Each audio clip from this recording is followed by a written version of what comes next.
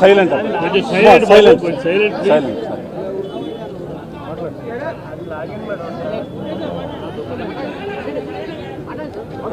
ఈరోజు చాలా దురదృష్టకరమైన రోజు అండి. మరి ముఖ్యంగా రెండు రాష్ట్రాల ప్రజల కంటే నాకే ఎక్కువ ఆత్మీయుడు కోటన్న. నేను సినిమాల్లోనే కాదు బయట కూడా ఒంటరిగా కలిసినప్పుడు కూడా ఫోన్లో మాట్లాడుకున్నప్పుడు కూడా ఆ సెటైర్లు యాజ్ ఇట్ ఈజ్గా సినిమాల్లో ఎలాగైతే పాము ముంగిసలాగా అలాగే ఉండేది. నేను మొన్ననే ఫోన్ చేశాను మొన్న సాయంత్రం ఒక షూటింగ్ సందర్భంగా ఫోన్ చేస్తే ఎక్కడున్నావురా అన్నాడు. వాళ్ళ దగ్గర ఉన్నన్నా అన్న. అరే ఎప్పుడు వస్తావురా అంటే రేపు వస్తా అన్న. అంటే చాలా బాగా మాట్లాడాడు. మామూలు జోక్ సార్లేవో ఇవన్నీ ఉంటాయి కదా మావి. ఆ సెటైర్లతోనే మాట్లాడుకున్నాము ఒక 2 నిమిషాలు.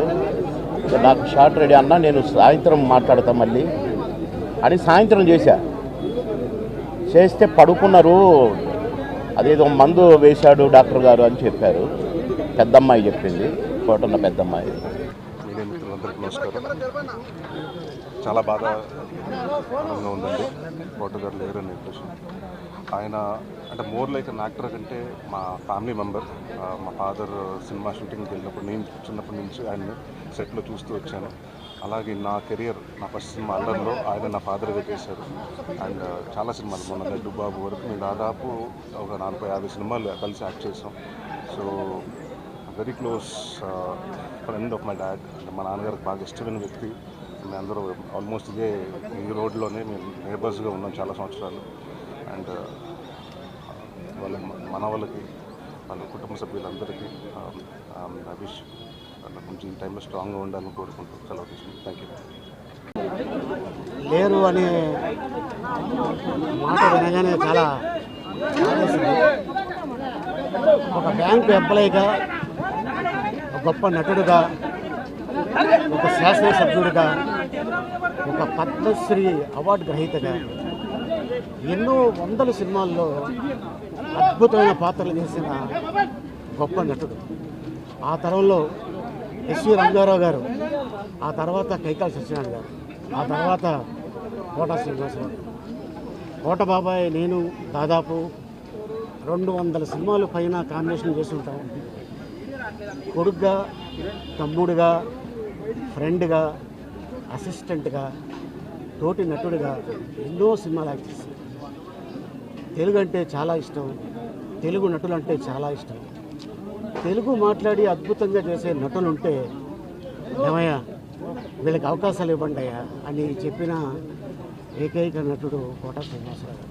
ఎందుకంటే వాళ్ళు ఇండస్ట్రీని నమ్ముకొని వచ్చారు, వాళ్ళకి వేషాలు ఇవ్వండి అయ్యా అని ఎప్పుడు కో డైరెక్టర్లకి, డైరెక్టర్స్కి, నిర్మాతలకి అందరికీ రిక్వెస్ట్ చేశారు. అట్లాంటి అద్భుతమైన నటుడు ఈరోజు మన మధ్యన లేరు అనే వార్త కట్టుకోలేకపోతున్నాం. ఎందుకంటే దాదాపు 35 సంవత్సరాల నుంచి మా అనుబంధం. ఎక్కడ కూర్చున్నా కూడా అదే మధ్యాహ్నం బ్రేక్లో మనం కూర్చొని తిన్నారా అని చెప్పారు. ముద్దుగా తెలుగు ఇండస్ట్రీలో మా బాబాయిని కూడా మేము అన్నిసార్లు పిలిచామో లేదో తెలియదు, కానీ ఈ కోట బాబాయిని మాత్రం కొన్ని లక్షల సార్లు పిలిచి ఉంటాం. సో మా కుటుంబానికి నా ప్రగాఢ సానుభూతి. విలక్షణమైన నటనకి పరిపూర్ణమైనటువంటి రూపం కోట శ్రీనివాసరావు గారు.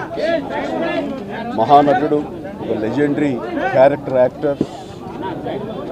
మా ఇద్దరి నట ప్రస్థానం కూడా ఒకే సినిమాతో ప్రారంభమైంది, అది ప్రాణం ఖరీదు. అఫ్కోర్స్ ఇక్కడే నారాయణమూర్తి ఉన్నాడు, నారాయణమూర్తి కూడా ఆ సినిమాతోనే ప్రారంభమైంది అనుకోవచ్చు. సో సుదీర్ఘమైనటువంటి ఈ నట ప్రస్థానంలో మా అనుబంధం వెనవేసుకుంది అంతా ఇంత కాదు.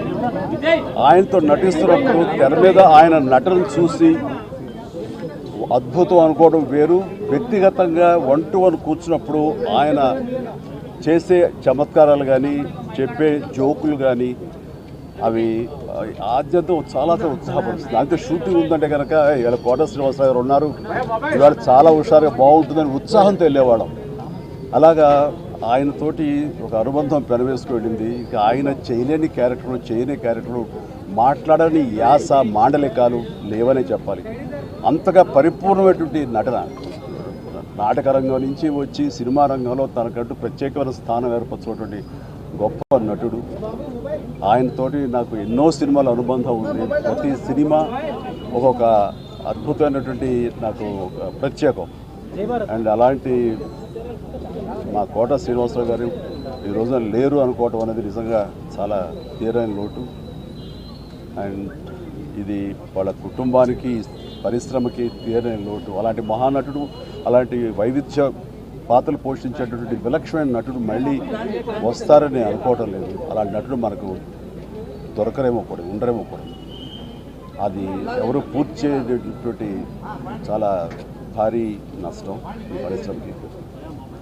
వారి ఆత్మనికి శాంతి చేకూరాలని ఆ భగవంతుని ప్రార్థిస్తూ వారి కుటుంబ సభ్యులకి ప్రతి ఒక్కరికి నా ప్రగాఢ సానుభూతిని తెలియజేస్తున్నాను.